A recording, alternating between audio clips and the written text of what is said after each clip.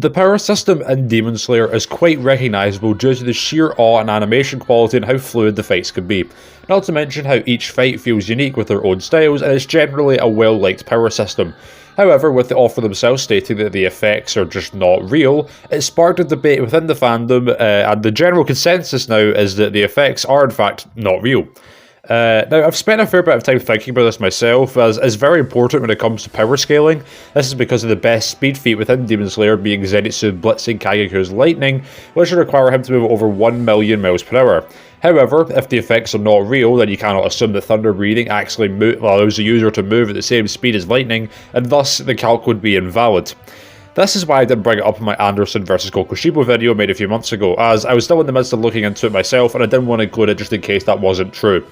I'm quite confident with my conclusion today. It is a bit complicated, but in order to get the full answer you need to look at both sides of the argument. So today I'll be going over both arguments for and against the effects being real, so you can come to your own conclusion, but I'll also state my own opinion at the end of the video. If you're going to enjoy this video, make sure to like, subscribe, comment your thoughts below and opinions on it, and yeah, shout out to Toon and some random dude for assisting a little bit with this video. Massive shouts to them, and let's get on with it. The arguments for the breathing effects not being real are fairly limited, yet really concrete. Firstly, many of the techniques seem illusionary.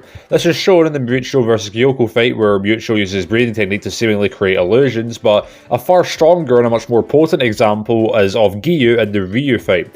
This is because Giyu uses 11th form water breathing, which creates a large sea of water. This seems to disappear between shots, and if the effects were real, not only would they not just disappear and reappear, but the surrounding area would be extremely damp and wet. There's also another example similar to this where Zenitsu's thunder breathing doesn't cause people to get shocked. By comparison, Tengu, who has actual lightning attacks, can shock people. This isn't even an argument where like demons can resist lightning and humans can't, as we see Nezuko getting shocked from Tengu's lightning. This would seem to make it clear that Zenitsu's lightning is not actual lightning, as it's not the same as other lightning seems to output. There's also then the smoking gun, which is the infamous author statement that the breathing effects are not real. Well, yes, they only state that the water breathing isn't real. It would be extremely weird for water breathing to be the only instance where this is not the case, since they're all derived from one sole form of breathing. Beyond that, there aren't many examples that neither me or my friends could think of for this video, so if you have other examples, feel free to share them in the comments if you wish, but I highly doubt it will change the outcome of this video. Firstly, I'll cover the weakest arguments for the breathing effects being real. This includes the likes of Maricho's mist creating mist, Saname's wind breathing creating small hurricane attacks, and Tengen's sound breathing creating large sounds. These could all be dismissed if the breathing effects are real, as they simply could just be emulating the same thing that the other breathing effects also do. Regardless, there are some other arguments. Firstly, there are the infamous Tanjiro using water breathing moments, where Tanjiro uses water breathing to not only break his fall, but redirect attacks with the flow of it. Of course, if the effects are literally not real, then Tanjiro's swinging his sword in a way that, just wouldn't be able to cause anything and wouldn't be able to break his fall. Similarly, when submerged underwater, Tanjiro's water breathing is able to create small whirlpool attacks within the actual water itself, seemingly manipulating the already pre-existing water. Again, simply swinging your sword around in water would not allow you to manipulate the water itself.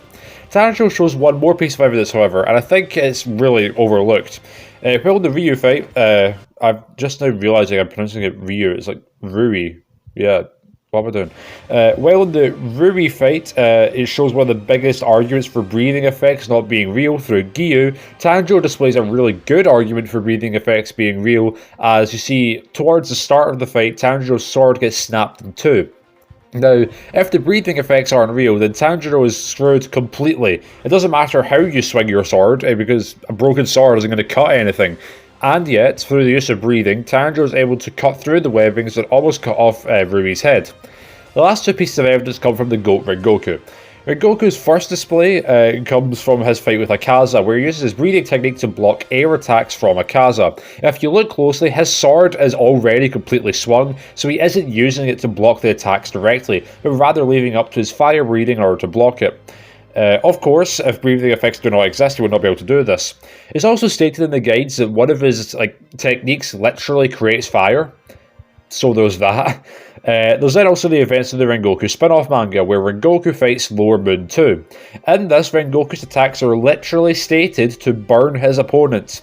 Once more, if the breathing effects are not real, then this simply could not happen, right? The only argument against this is maybe the canonicity of the manga, which, you know, I'm not here to talk about today, but even if the manga isn't somehow canon, the manga was oversaw by the writer for Demon Slayer. So not only did she oversee it, but she also even corrected things within the story that she didn't think worked, meaning that she consciously left in the fact that Rengoku could burn demons with just his breathing technique. So what's my verdict? It's a bit of a complicated issue. There are more instances of breathing techniques being real than not, however I don't think that's enough to fully denounce the arguments for the breathing effects being real. Especially considering one of the arguments is literally an author statement. However, I have come to a conclusion that satisfies both the arguments for that are existing, while not contradicting anything the author has said or anything shown that backs it up. Basically, I believe the effects in Demon Slayer are real, tangible things which emulate what the breathing variant is supposed to be. With this, they're able to emulate some side effects while using them. However, they are not directly summoning or creating the literal things they are attacking with. So, Rengoku isn't literally using fire to fight, but instead attacking with something that emulates fire. This would explain the inconsistencies of how the breathing effects act, and it would also explain how Zenitsu is able to move with the momentum of lightning, but isn't able to shock anyone. This also proves, by the way, that the Zenitsu feat is valid, since thunder breathing does allow the user to move at the same speed as lightning, and this was Zenitsu way earlier on in the series, so Kagekyo should scale to that, if not higher. Going back to the offer statement, the writer's full quote is this: "Swordsmen don't actually unleash water attacks. People who see this just think they see it and feel it." This backs up my line of thinking, as they aren't literally creating water attacks, but instead creating attacks which emulate it, which causes people to see it as water. The evidence of the breathing effects are actual tangible things, or proven in Rengoku's fight with Akaza and Tanjiro doing literally anything in Season 1.